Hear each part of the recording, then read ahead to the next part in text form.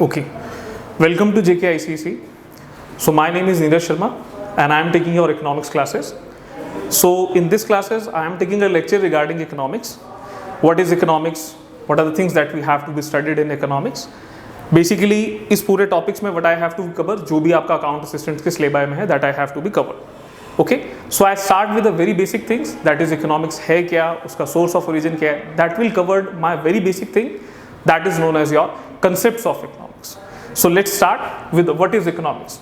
So as this word comprises the meaning of economics. Economics means this word is derived from two Greek words, okios and mnemon. Okios and mnemons, these are the two words जो derived हुए हैं हमारे Greek word से. ओकियोस का मतलब है house hold and निमॉन्स का मतलब है मैनेजमेंट. तो यानी ये मैं बात कर रहा हूँ उस टाइम की जब इकोनॉमिक्स का ओरिजिन हुआ था. तो सबसे पहले जब इकोनॉमिक्स को पढ़ा गया तो इकोनॉमिक्स का मतलब क्या था. सो ये वर्ड कहाँ से है. तो this word is derived from Greek word oikos जिसका मतलब था हाउस होल्ड एंड निमीन जिसका मतलब था मैनेजमेंट. तो अगर मैं इन्हें कंप्राइज करता हूँ, एडअप करता हूँ, ओकियोस and निमीन्स, so that means okios means household and means management. तो economics is basically means household management. यानी primitive ages में जब economics अपने originate stage पे थी तो उस टाइम पे economics का मतलब था कि जो भी घर के घरेलू काम जो कर रहे हैं, डे टू डे एक्टिविटी कर रहे हैं, उनका जो रिकॉर्ड रखा जा रहा है तो उसकी रिकॉर्ड की स्टडी को इकोनॉमिक्स कहा जाता था.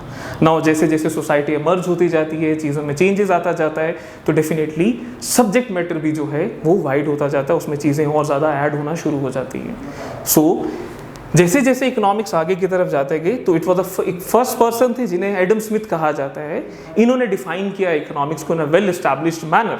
अब इन्होंने कहा इकोनॉमिक्स क्या है. सो एडम स्मिथ फर्स्ट पर्सन थे जिन्होंने इकोनॉमिक्स को डिफाइन किया था. इन 1776 इन्होंने कहा था economics is not about house hold management, it's about study of wealth. पैसे की जो स्टडी की जाती है उसे इकोनॉमिक्स कहा जाता है. दैट मीन्स इकोनॉमिक्स क्या हुआ, स्टडी ऑफ वेल्थ. और ये इन्होंने कहाँ मेंशन किया था, अपनी बुक जिसका नाम था an inquiry into the nature and cause of wealth of nation in 1776. That is a very important book written by Adam Smith.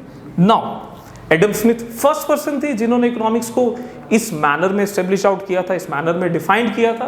That's why Adam Smith is known as और father of economics. इन्हें father of economics भी कहा जाता है. अब इनका primarily focus किस पे था, इनका primarily focus is on wealth, पैसे पे. तो पैसे की जो स्टडी होती है उसे इकोनॉमिक्स कहा जाता है.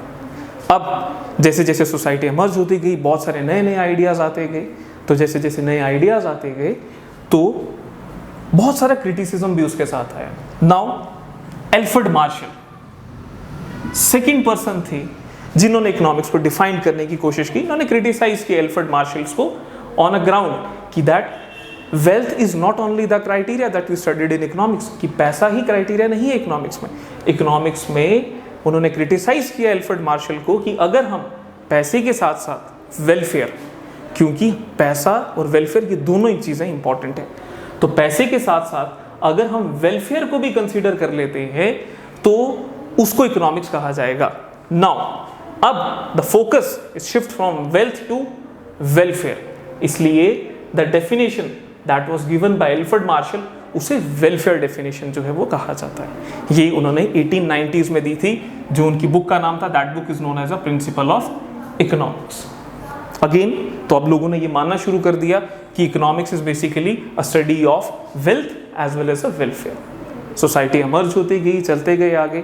नाउ लियोनेल रॉबिन्सन ने क्रिटिसाइज किया एल्फ्रेड मार्शल्स को ऑन अ ग्राउंड कि दैट पैसा और वेलफेयर ये तो सेकेंडरी चीज़ें हैं. सबसे पहले हमें ये देखना है कि हमारे पास रिसोर्सेज कितने हैं, हमारे पास कितने लिमिटेड रिसोर्सेज अवेलेबल हैं. That means he is talking about scarcity of resources. So as Lionel Robinson focus on scarcity, so इसलिए उनकी डेफिनेशंस को स्कैर्सिटी डेफिनेशन कहा जाता है. That was written in a book an essay on to the nature and significance of economic science. तो अब economics का मतलब क्या हो गया, study of scarce resources. Now again Lionel Robinson was criticized by Paul A Samuelson ने उनको criticise किया कि अगर हम स्कैर रिसोर्सेज के बारे में पढ़ रहे हैं, अगर हम लिमिटेड रिसोर्सेज के बारे में पढ़ रहे हैं, तो उसका अल्टीमेट एम क्या है, व्हाट वी वांट, हम लिमिटेड रिसोर्सेज से क्या करना चाहते हैं। तो लियोनेल रॉबिन्सन ने क्रिटिसाइज किया, पॉल ए सैमुअल्सन ने क्रिटिसाइज किया लियोनेल रॉबिन्सन को ऑन अ ग्राउंड दैट कि अगर हम स्कैर रिसोर्सेज के साथ ग्रोथ पे भी अगर हम फोकस करते हैं, ग्रोथ पे भी अगर हम काम करते हैं, वर्कआउट करते हैं या ग्रोथ एस्पेक्ट को भी कंसीडर करते हैं, so that is economics. So that means इनका फोकस ग्रोथ पे था, इसलिए इनकी डेफिनेशन को कहा गया growth oriented definition. Okay, so these are the 4 economist, 4 economist ऐसे हैं जिन्होंने इकोनॉमिक्स को रीडिफाइन करने की कोशिश की थी और ये बहुत मेन है। अब अगर मैं इन चारों को ही कंसीडर करूं तो what I am look after, तो मैं तो इकोनॉमिक्स का मतलब ढूंढने गया था, तो यानी मुझे यहाँ से पता लग गया कि इकोनॉमिक्स में वेल्थ भी आता है, वेलफेयर भी आता है, स्कैर्ड रिसोर्सेज की स्टडी भी होती है और ग्रोथ की भी होती है। तो दैट मीन्स अगर कोई मुझसे कहे कि हाँ इकोनॉमिक्स में पैसे की स्टडी होती है, तो यस ऑफ कोर्स पैसे की स्टडी होती है। क्या इसमें वेलफेयर की स्टडी होती है? यस ऑफ कोर्स वेलफेयर की स्टडी होती है। ग्रोथ की स्टडी होती है, तो yes. So these are the 4 economist जिन्होंने इनका बैकग्राउंड जो था वो प्रिपेयर किया था। ओके, अब इन्हीं चारों के बैकग्राउंड्स को कंप्राइज करके हमारी इकोनॉमिक्स की एक क्रक्स और एक सिंपल डेफिनेशन जो है वो इमर्ज आउट होकर आती है। नाउ अब अगर मेरे से अब पूछता है कोई कि व्हाट इज इकोनॉमिक्स, तो ऐसे तो सब्जेक्ट मैटर बहुत वाइड है इकोनॉमिक्स का, but in a simpler aspect मैं उन्हें इस चीज़ के बारे में डिफाइन करता हूँ कि वेल इकोनॉमिक्स वो ब्रांच है सोशल साइंस की which deals with how I allocate resources, किस तरीके से मैं अपने रिसोर्सेज को एलोकेट कर रहा हूँ।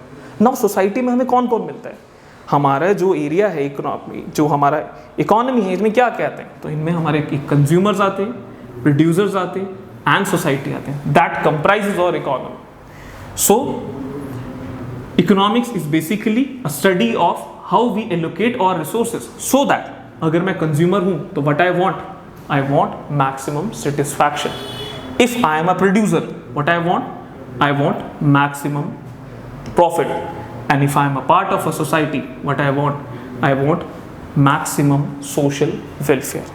So इस तरीके से इकोनॉमिक्स की डेफिनेशन का एमर्ज होना स्टार्ट हो जाता है एंड फाइनली जब भी हमसे कोई इकोनॉमिक्स के बारे में पूछता है हम उसको इस तरीके से डिफाइन करके बता देते हैं, this is all about the economics. Okay, अब रिमेंबर कभी भी किसी भी क्वेश्चन का आंसर अगर आप देना चाहते हैं, so these are the 3 aspects.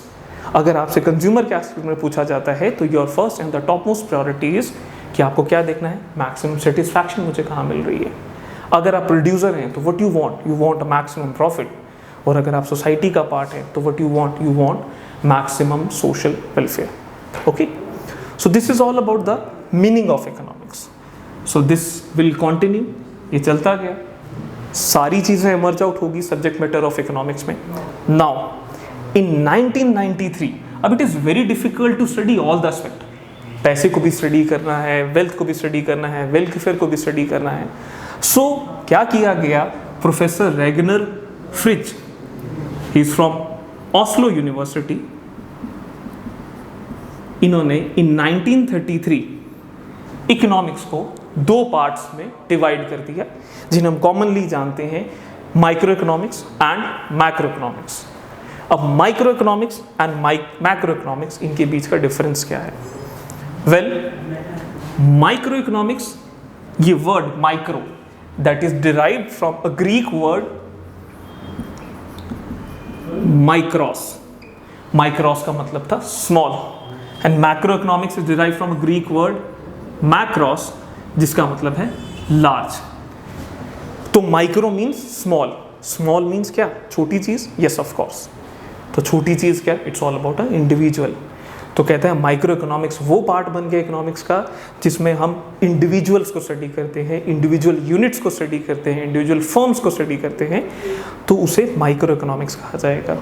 और मैक्रो, जब मैं पूरी इकोनॉमी के बारे में स्टडी करूँगा, इकोनॉमी एज अ होल के बारे में स्टडी करूँगा, तो उसे मैक्रो इकोनॉमिक्स कहा जाएगा। फॉर एग्जाम्पल, अगर मान लो मैं अपने बारे में स्टडी कर रहा हूँ कि मेरा डे टू डे खर्चा कितना है, तो आई एम ए इंडिविजुअल, तो मैं किस पार्ट से डील कर रहा हूँ, yes I am dealing with the micro economics.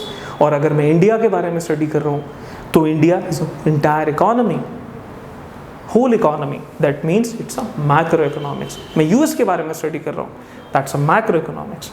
अब एक इंडिविजुअल माइक्रो इकोनॉमिक्स की स्टडी के लिए हमें कुछ टूल्स चाहिए, ऑफ कोर्स कोई टूल्स होंगे तो हम स्टडी कर पाएंगे। So what are the tools that we have to study micro economics? में कैसे कर सकता हूँ? सो दो पैरामीटर्स, दो टूल्स हैं हमारे पास जिन्हें कहा जाता है डिमांड एंड सप्लाई, जिनको हम लेटर ऑन अभी पढ़ेंगे। So these are the two tools जिनसे मैं माइक्रो इकोनॉमिक्स की स्टडी कर सकता हूँ। And what about a macro economics? Macro economics means economy as a whole. तो यहाँ पे aggregate means sum total of demand as well as a supply. तो यानी aggregate demand and aggregate supply, these are the two tools जिनसे मैं study कर सकता हूँ। नाउ तो अब इंडिविजुअल हो गया, स्टडी कैसे कर सकते हैं वो भी क्लियर हो गया। द मेन फैक्टर क्या है? एक इंडिविजुअल की लाइफ में सबसे ज्यादा जरूरी क्या होता है? That is a price. So micro as it's deal with individual, तो इसलिए यहाँ पे price play very important role. यानी कोई भी माइक्रो प्रॉब्लम होगी that will be sorted out with the help of a price. And what about a macro economics? Macro means economy as a whole. तो what we want, वहां पे अगर income generation कर दी जाती है तो every problem will be sorted out. That means income is a main criteria. One and the very most important thing is कि micro economics because ये प्राइस से डील करती है, that's why it is also known as price theory. And macro economics is dealing with your income, that's why it is considered as a theory of income, output and employment. Last, price कहाँ prevail करता है? तो definitely price is in the market, इसलिए market जो है ये भी important aspect आ जाता है माइक्रो इकोनॉमिक्स का। वेयर एज अगर मैं मैक्रो की बात करूँ तो हमारे मैक्रो में बड़े बड़े लेवल पे कौन डिसीजंस लेता है? क्या वो हम लेते हैं या गवर्नमेंट? तो of course it's a government. So that's why government play very important role in that case. Micro economics की अगर हम बात करें तो there is a limited degree of aggregation, क्योंकि यहाँ पे ये एक इंडिविजुअल की बात कर रहा है। एग्रीगेशन का मतलब सम टोटल, यानी यहाँ पे बहुत ही कम चीज़ों का टोटल किया जाएगा। वेयर एज अगर मैं मैक्रो की बात कर रहा हूँ so there is a vast degree of aggregation, बहुत ज़्यादा चीज़ों के बारे में ऐड किया जाएगा। ओके, सो यहाँ से what we have to know, हमारा कंक्लूजन क्या निकलता है? सो व्हाट वी स्टडीड, हमने इसमें स्टडी किया कि इकोनॉमिक्स का ओरिजिनेट क्या था and what are the main branches of economics, उनका मतलब क्या है। So these are the very important definitions जो बार बार एग्जाम्स में पूछी जा रही हैं आपसे कि वेल्थ डेफिनेशन किसने दी थी, वेलफेयर डेफिनेशन किसने दी थी, स्कैर्सिटी डेफिनेशन किसने दी थी। So you have to be focus on these diagrams. So at the last, thank you for watching.